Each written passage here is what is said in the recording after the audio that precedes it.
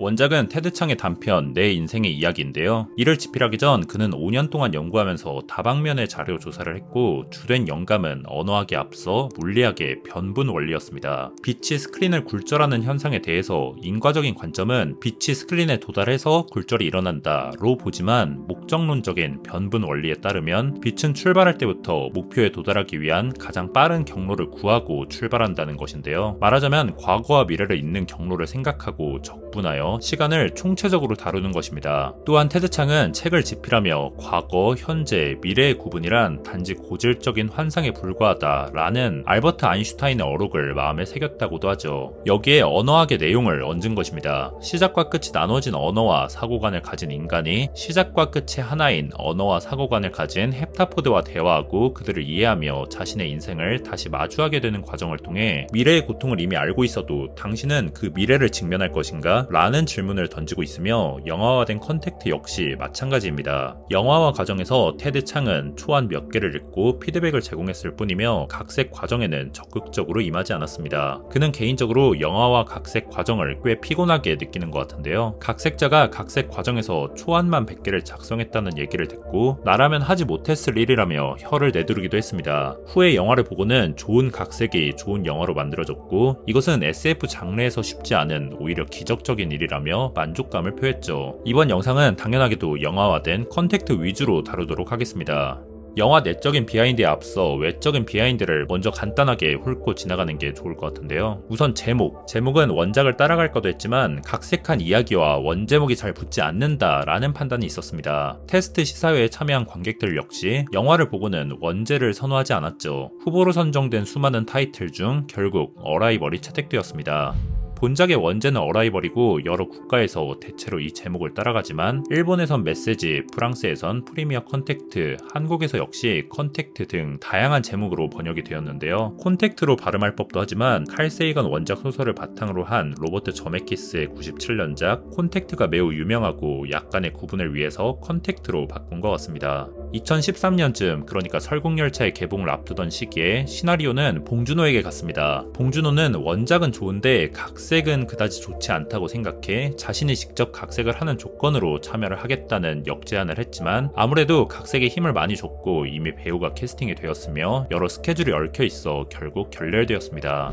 감독 측은 여러 감독들을 떠돌다 드니 빌네브에게 갔죠. 사실 첫 제안은 프리즈너스를 개발하던 시기였고 그때도 드니 빌네브가 하고 싶어 하긴 했는데 영화화를 하기에는 난이도가 너무 높은 작품이라 미루고만 있다가 각색 버전 초고를 받은 뒤 프로젝트에 합류한 것입니다. 감독은 언어에 대한 관심이 크고 가장 좋아하는 책도 사전이며 단어의 어원과 기원을 파헤치는 것을 즐긴다고 하는데요. 본작은 직관과 직관에 의한 소통, 직관과 언어에 의한 영화라고 생각한다면서 이를 영화 만드는 과정과 비슷하다고도 코멘트를 남겼습니다. 영어를 만들든 프랑스어 영화를 만들든 그것을 뛰어넘는 직관이 존재한다는 설명과 함께 말이죠. 프리즈너스, 시카리오 이후 본작의 음악까지 맡은 요한 요한슨, 드니 빌네브와는 개인적으로 예술에 관한 공감대가 잘 형성되고 작업을 할 때도 잘 맞는 파트너라고 하는데요. 본작의 경우 대본에 실린 풍부한 아이디어와 컨셉 아트에서 충분히 영감을 얻어 촬영에 들어가기 전부터 일찍이 음악 작업을 했습니다. 영화가 언어와 의사소통의 중요성을 말하고 있으니 요한 요한슨은 사람의 목소리가 깔려야 한다라고 생각했고 동시에 외계인을 만났을 때 느껴질 낯설음 그리고 경외감을 불러일으키기 위해서 짧은 음을 불규칙하고 리드미컬한 패턴으로 쌓아 올리는 스타카토 폴리 리듬을 사용해 마치 모스 부호처럼 들리게 의도했으며 이것은 언어의 기본 구조를 이해하려는 갓난아기의 옹알이와 같다고도 설명했습니다. 막스 리히터의 기성곡 On the Nature of Daylight가 영화의 감성을 채워준다면 요한 요한슨의 이러한 음악들은 영화 속의 신비한 세계로 관객들을 강하게 이끄는 그런 힘이 있는 것 같죠.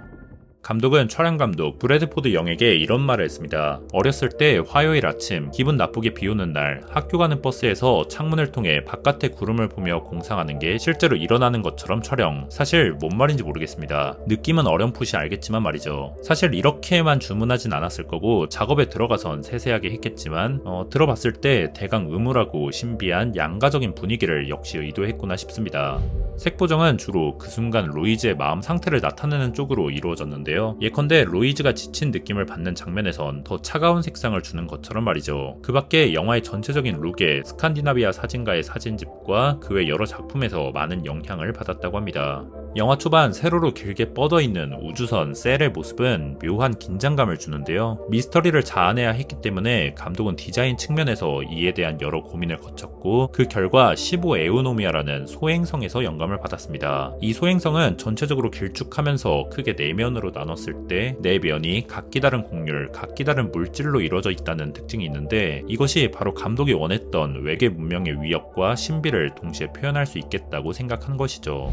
두 헵타포드와 조우하는 공간은 대본에 인터뷰 룸이라고 적혀 있었다고 하는데요. 투명한 격벽에 있는 이 방에 로이스가 화이트보드를 들고 가는데 사실 영화 초반에 보면 알겠지만 로이스의 집, 로이스가 일하는 학교에도 커다란 창문과 화이트보드가 있기 때문에 이 인터뷰 룸은 말하자면 로이스의 세계를 하나로 묶는 장치라고 설명했습니다. 그리고 미술감독은 이런 디자인을 제임스 터렐의 작품에서 영감을 받았다고 밝혔죠. 터렐의 작품을 보면 주로 빛과 원근감을 통해 인간의 지각을 자극하는 그런 특징이 있는데 본작에서 영감을 받은 장면들도 바로 그렇습니다. 쉘 안에 대기가 안전한지 확인하기 위해 새장 속에 새가 동원되는데요. 광부들이 탄광의 공기가 안전한지 확인하기 위해 산소 포화도에 민감한 카나리아를 데려갔던 수법에서 기인하며 탄광 안의 카나리아라는 표현이 탄생했습니다. 위험의 전조 증상을 일컫는 것이죠. 한나의 그림을 보면 새장 안의 카나리아가 이를 미리 암시하고 있기도 한데요. 참고로 이를 그린 인물은 미술 감독의 아들이라고 합니다. 그리스어로 치를 뜻하는 헵타, 발을 뜻하는 포드, 합쳐서 헵타포드. 인간의 모습을 본따 만든 휴머노이드형 외계인과는 전혀 다른 모습인데요. 이를 위해서 문어, 고래, 코끼리, 거미 등등을 레퍼런스로 삼고 수중 속 거대한 짐승 같기도 초현실적 악몽에 등장할 지적이면서 강력한 존재를 염두에 두고 디자인했다고 합니다. 본작은 사피아 워프 가설을 바탕으로 하고 있죠. If you immerse yourself into a foreign language that you can actually rewire your brain. The Sapir-Whorf hypothesis. It's the theory that the language you speak determines how you think and 대사 그대로 화자의 언어가 화자의 세계관을 결정한다는 가설입니다. 가설이기 때문에 충분히 틀릴 수 있으며 그 반대파로 유명한 인물이 바로 노엄 촘스키인데요. 그는 인간 사고와 세계관의 차이는 언어가 아닌 문화에서 기인한다고 주장했습니다. 여튼 본작에서 시간의 선형적 인식에 갇힌 인류의 언어는 선형적 세계관을 형성했고 따라서 헵타포드의 비선형적 언어와 세계관을 알지 못합니다. 루이스는 헵타포드의 언어를 이해하면서 과거, 현재, 미래를 총체적으로 보는 비선형적 시간관으로 사고하게 되죠. 이렇듯 언어를 핵심 소재로 다루는 만큼 전문 언어학자들을 섭외해 자문을 거쳤습니다. 인간과 외계인이 만나 서로의 언어 체계를 배워가는 과정을 그리는데 이는 언어학자들이 제시한 만약 외계인을 만나 말을 주고받는다면 처음 밟아야 할 매뉴얼을 반영하죠. 그러니까 언어의 형태 확인, 서로의 명칭 확인, 신체 부분 식별, 언어의 기본 단어 단위 파악, 문장 구조 파악이 바로 그것인데요. 다시 말해 만약 외계인과 만나 언어를 주고받아야 한다면 그들의 언어가 주로 소리를 이용한 것인지 아니면 시각을 이용한 것인지 파악하고 서로를 부르는 명칭, 각 신체 부분, 물체를 일컫는 단위, 문장당 하나의 단위 등등 좁게 시작해서 점차 넓혀가며 접근해야 한다는 것입니다. 다시 말해 언어의 기본 단위와 문장 구조를 파악하는 게 선행 과제라는 것이죠. 이 단계를 알고 다시 본다면 헵타포드와의 긴 대화 장면이 좀 더 흥미롭게 다가갈 것입니다. 영화에서 주인공 루이스가 헵타포드의 언어인 로고그램을 처음 보고 이게 언어인지 감을 못 잡는 상황이기 때문에 마찬가지로 관객들 역시 처음에는 이를 알아차릴 수 없게 낯설고 흥미로운 디자인을 고안했습니다. 우선 외계인은 시간을 비선형적으로 인식하고 이를 반영한다는 설정인데 그렇다고 상형 문자나 코드와 같은 기존에 쓰였을 법한 시스템은 쓰고 싶지 않았다고 생각을 하던 중 시각 예술을 하던 미술 감독의 아내가 몇몇 아이디어를 스케치로 그려서 남편에게 제공했고 그 15개의 스케치가 로고그램의 출발입니다. 미술 감독은 그 자리에서 유레카를 외쳤죠. 이 로고그램은 한가운데를 중심으로 12등분이 가능하고 고리에서 튀어나온 잉크에 각각 의미를 부여하여 총 100개의 기호 사전으로 확장했는데요. 이 중 약 70개가 영화에 등장했습니다. 이를 정교하게 만드는 과정에는 매스메티카와 울프럼 알파로 유명한 스티븐 울프럼과 그의 아들 크리스토퍼 울프럼이 합류했죠. 외계 언어가 변환되는 장면에서 나타나는 프로그래밍 언어 코드는 울프럼 언어로 작성됐으며 그 외 자세한 작업물은 깃허브에 업로드되어 있기도 합니다. 이러한 시스템으로 만들어진 로고그램은 전통적인 문법이나 순서를 지키지 않고도 아이디어를 표현할 수 있으며 존재하는 모든 인간의 언어를 로고그램으로 작성하는 건 현실적으로 불가능했지만 적어도 영화에서 쓰이는 언어에 관해선 서로 호응이 되게끔 디자인했습니다. 예컨대 휴먼과 로이스는 루이스가 인간이지만 인간 안에서 또 구별이 된다는 점에서 로고그램에서 약간의 차이가 존재하는 것처럼 말이죠. 이안은 두 헵타포드를 보고 각각 에봇과 코스텔로라는 이름을 붙여주는데요. 일루수가 누구야?로 유명한 코미디 듀오에서 따온 이름입니다. 일루수 이름이 후이고 에봇이 Who is on first라고 알려주면 카스텔로가 Who is on first라고 되묻는 식의 꽁트죠. 이를 바탕으로 한 여러 패러디가 있을 정도로 되게 유명한데요. I was thinking Abbott and Costello. 본작으로 돌아오면 이안이 이렇게 장명을 하자 루이스가 웃는 것도 영미권에선 워낙 유명한 코미디 듀오라서 그런 것으로 보입니다. 의사소통 과정에서 발생하는 오해를 다루고 있다는 점에서 영화의 주제를 가볍게 환기하는 재치 있는 부분이기도 하죠. 또 이와 유사한 맥락이 캥거루 장면인데요. Kangaroo. What is that?